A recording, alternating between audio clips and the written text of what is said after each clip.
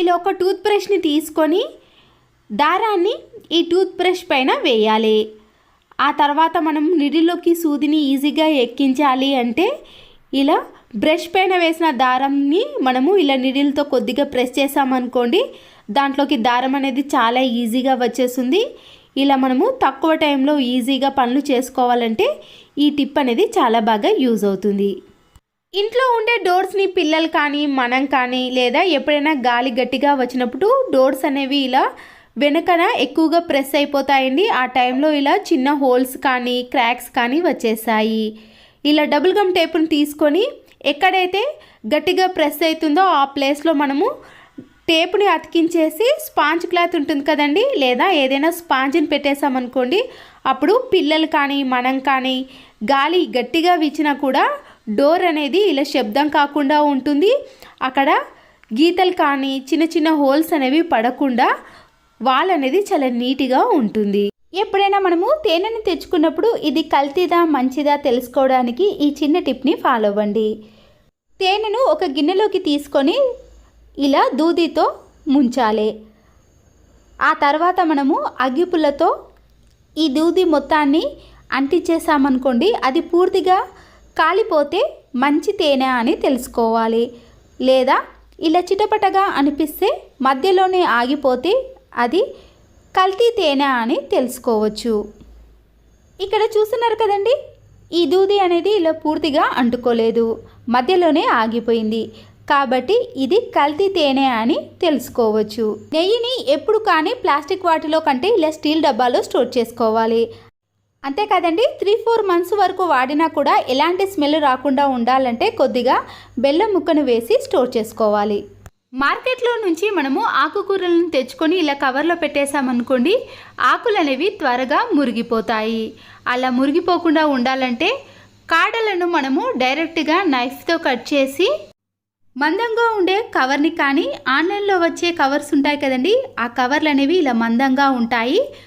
ఈ ఆకుకూరలను ఇలా కవర్లో స్టోర్ చేసుకున్నామనుకోండి, చాలా రోజుల పాటు ఫ్రెష్గా ఉంటాయి, ఆకులు అనేవి మురిగిపోకుండా ఉంటాయి.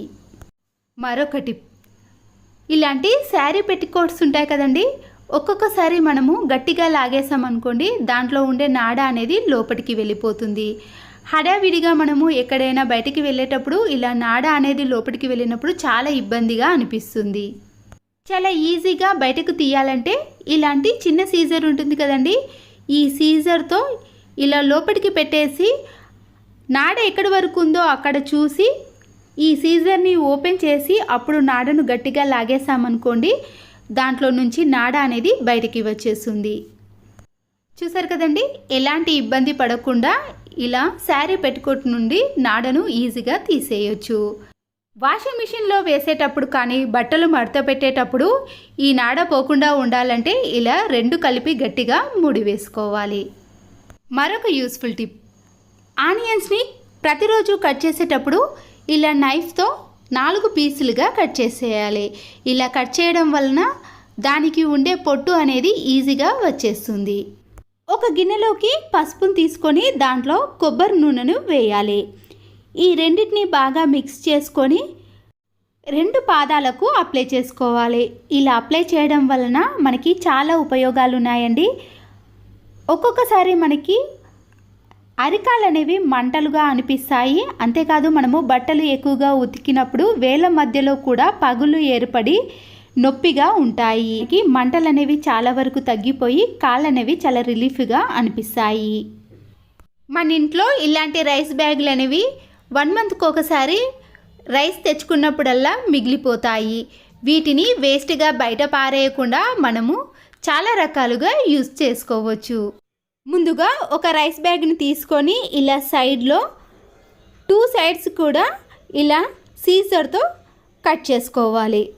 అలాగే మరొక రైస్ బ్యాగ్ని కూడా తీసుకొని మొదటి రైస్ బ్యాగ్ను ఎలా కట్ చేసుకున్నామో అలాగే ఇలా 2 సైడ్స్ అనేవి కట్ చేసుకోవాలి. ఇలా కట్ చేసుకోవడం వలన మనకి ఇది ఇలా ఓపెన్ అయిపోతుంది. ముందుగా ఒక రైస్ బ్యాగ్ని కట్ చేసాం కదండి, ఆ తర్వాత కట్ చేసిన రైస్ బ్యాగ్ని ఇలా జాయిన్ చేసుకోవడానికి వాటి చివరి భాగాన్ని ఇలా పెట్టేసుకొని అక్కడ స్టిచ్చింగ్ చేసుకోవాలి. ఒకవేళ మీకు మిషన్ ఉంటే మిషన్తో కానీ మనము లేదా చేత్తో కానీ ఈజీగానే వేసుకోవచ్చు. చూసారు కదండి, ఇలా విడిపోకుండా ఉండడానికి 2 బ్యాగ్లను కూడా అటాచ్ చేసుకున్నాం. 2 రైస్ బ్యాగ్లను అటాచ్ చేసుకున్నాం కాబట్టి ఇది చాలా పెద్దదిగా అనిపిస్తుందండి. అయితే మనము ఇప్పుడు వీటిని ఇలా వీడియోలో చూపించిన మాదిరిగా మలుచుకోవాలి. ఇలా మనము ఎన్ని గదులను మలుచుకోవాలంటే అన్ని గదులు వస్తాయండి. అయితే మీరు ఇందులో ఏది పెట్టుకోవాలనుకుంటే దానికి సంబంధించిన సైజును చూసి ఇక్కడ ముందుగానే మనము ఇలా రైస్ బ్యాగ్ని మలుచుకొని అప్పుడు స్టిచ్చింగ్ చేసుకున్నామనుకోండి, ఏది పెట్టుకోవాలంటే దానిని ఈజీగా పెట్టుకోవచ్చు. ఇక్కడ 1 నుంచి 20 వరకు తీసుకున్నానండి. నేను ఇందులో చెప్పులను పెట్టుకోవడానికి ఈ రైస్ బ్యాగ్ని తీసుకున్నాను. ఇందులో ఎన్ని జతలైనా చెప్పులను పెట్టుకోవచ్చు. ఇలా మలుచుకున్న దానికి సైడ్లో 2 సైడ్స్ కూడా స్టిచ్చింగ్ చేసి చూపించానండి. చూసారు కదండి, ఇలా ఒకటి చూస్తే మీకు అర్థమవుతుంది. తర్వాత మనము రెండో దానిని కూడా ఇలా కొలుచుకున్న దానిని బట్టి ఇలా మలుచుకొని 2 సైడ్స్ కూడా స్టిచ్చింగ్ చేసుకోవాలి. ఇలా స్టిచ్చింగ్ చేసాం కాబట్టి ఈ రైస్ బ్యాగ్ మొత్తం కూడా మనకి ఇలా గదులలాగా కనిపిస్తాయి. మనము లోపట సైజుని బట్టి తీసుకోవాలండి. లోపట ఏమైనా పెట్టుకోవడానికి సైజును మాత్రం ఎక్కువగానే తీసుకున్నాను. ఆ తర్వాత ఇలా కరెక్ట్గా మధ్యలో ఒక లైన్ గీసుకొని మనము ఒక స్టిచ్చింగ్ కూడా చేసుకోవాలి. స్టిచ్చింగ్ చేసుకోవడానికి ఇలా పెన్ తీసుకొని ఏదైనా స్కేలును కానీ ఏదైనా ఇలాంటి బాక్స్ని తీసుకొని కరెక్ట్ సైజుని చూసి మధ్యలో ఇలా లైన్ వేసుకోవాలి. ఇప్పుడు స్ట్రేట్గా లైన్ గీసుకున్నాం కదండి, దాని వెంబడే మనము నిడిల్తో స్టిచ్చింగ్ వేసుకోండి. ఇలా స్టిచ్చింగ్ వేసుకున్న తర్వాత మీకు ప్రతి గది కూడా ఇలా సపరేట్గా కనిపిస్తుంది. దీనిని ఇలా రివర్స్లో తీసుకున్నాక మరొక రైస్ బ్యాగ్ని మనము స్టార్టింగ్ ఎలా కట్ చేసుకున్నామో సైడ్స్ అలా కట్ చేసుకొని స్టిచ్చింగ్ చేసుకున్న ఈ రైస్ బ్యాగుకు కొద్దిగా కింది భాగాన ఇలా మనము మరొక స్టిచ్చింగ్ వేసుకుంటే సరిపోతుంది. ఇక్కడ మనము రైస్ బ్యాగ్ని ఎందుకు అటాచ్ చేసామంటే ముందుగా మనము ఇక్కడ గదులలాగా స్టిచ్చింగ్ చేసుకున్నాం కదండి, అది కనబడకుండా ఉండడానికి ఈ స్టిచ్చింగ్ వేసుకున్నామండి. అది లాస్ట్లో మీకు అర్థమవుతుంది. తర్వాత నేను ఇక్కడ వీడియోలో చూపిస్తున్నాను కదండి, మధ్యలో ఇక్కడ కొద్దిగా రైస్ బ్యాగ్ని మలుచుకొని మరొక స్టిచ్చింగ్ని వేసుకోవాలి. ఇలా స్టిచ్చింగ్ వేసుకున్న తర్వాత మనం అటాచ్ చేసిన రైస్ బ్యాగ్ ఉంది కదండి, దానిని ఇలా క్లోజ్ చేయడానికి యూజ్ చేసుకోవచ్చు. చూసారు కదండి, ఇంతకుముందు ఈ రైస్ బ్యాగ్ని ఎందుకు అటాచ్ చేసామనుకున్నారు కదా, ఇలా మనము ఈ రైస్ బ్యాగ్లో ఏది పెట్టుకున్నా కూడా కనబడకుండా ఉండటానికి ఇలా రైస్ బ్యాగ్ని కూడా అటాచ్ చేసుకోవచ్చు. చూసారు కదండి, ఇలా పూర్తిగా కంప్లీట్ అయిపోయిన తర్వాత మనము ఇలాంటి గదులలో ఏవైనా పెట్టుకోవడానికి వీలు ఉంటుంది. మనము ఈ గదులను చిన్న చిన్నగా మలుచుకుంటే మనకి ఎన్ని గదులనైనా తయారు చేసుకోవచ్చు. ఆ తర్వాత ఇలాంటి కార్డ్బోర్డ్ రోల్ని కానీ ప్లాస్టిక్ పైపులు ఉంటాయి కదండి, అలాంటి పైపులను కూడా తీసుకొని ఇప్పుడు స్టిచ్చింగ్ చేసుకున్న మధ్యలో ఇలా ఒక తాడును కానీ ఏదైనా పిల్లల నైట్ ప్యాంట్స్కి వచ్చే నాడలు ఉంటాయి కదండి, వాటినైనా కూడా తీసుకోవచ్చు. ఇప్పుడు ఈ తాడును మనము ఇలా కార్డ్బోర్డ్ రోల్లో పెట్టేసుకొని ఆ తర్వాత మనము ఇలా రైస్ బ్యాగ్లో పెట్టేసుకొని ముడి వేసుకున్నాక అప్పుడు మనము ఏదైనా హూకు కానీ మేకు కానీ తగిలించేసామనుకోండి, చూడడానికి కూడా చాలా అందంగా కనబడుతుంది. కింద పడే అవకాశం కూడా అసలుకే ఉండదు. ఇలా ముడి వేసుకున్న రైస్ బ్యాగ్ని వీలు ఉన్న వాళ్ళు బయట కానీ లేదా ఇంట్లో కానీ ఈజీగా తగిలించుకోవచ్చు. చివర్లో మనము స్టిచ్చింగ్ చేసుకున్న రైస్ బ్యాగ్ ఉంది కదండి, మనము కనబడకుండా ఉండటానికి వేసుకున్న ఈ రైస్ బ్యాగ్ సైజును చూసి ఎక్కడి వరకు ఉందో అక్కడి వరకు చూసి ఇలా సమానంగా కట్ చేసుకోవాలి. ఇప్పుడు ఈ రైస్ బ్యాగ్ని మనము ఏదైనా హూకు కానీ మేకు కానీ తగిలించేసి దీంట్లో మనము ఏదైనా పెట్టుకోవడానికి వీలు ఉంటుంది. బయట ఇలాంటి చెప్పుల కవర్ని కానీ స్టాండ్ని కానీ తీసుకున్నామనుకోండి 500 నుంచి 600 వరకు కూడా ఉంటుంది. ఇలా మనము వేస్ట్గా ఉన్న రైస్ బ్యాగ్తో ఇలా పైసా ఖర్చు లేకుండా చెప్పుల స్టాండ్ని కూడా తయారు చేసుకోవచ్చు.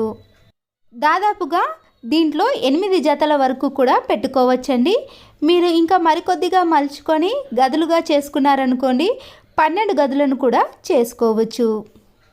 చూసారు కదండి, వేస్ట్గా ఉన్న రైస్ బ్యాగులతో మనము చెప్పులనే కాదండి ఇంట్లోకి సంబంధించిన వేటినైనా పెట్టుకోవడానికి వీలు ఉంటుంది.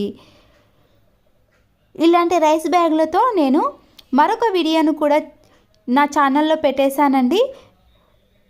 ఇలాంటి రైస్ బ్యాగులతో మీరు కూడా తయారు చేసుకోవాలంటే ఆ వీడియోని కూడా చూసేయండి. చూసారు కదండి, చెప్పులన్నిటినీ కూడా మనము ఇందులో పెట్టేసుకున్నాం అనుకోండి.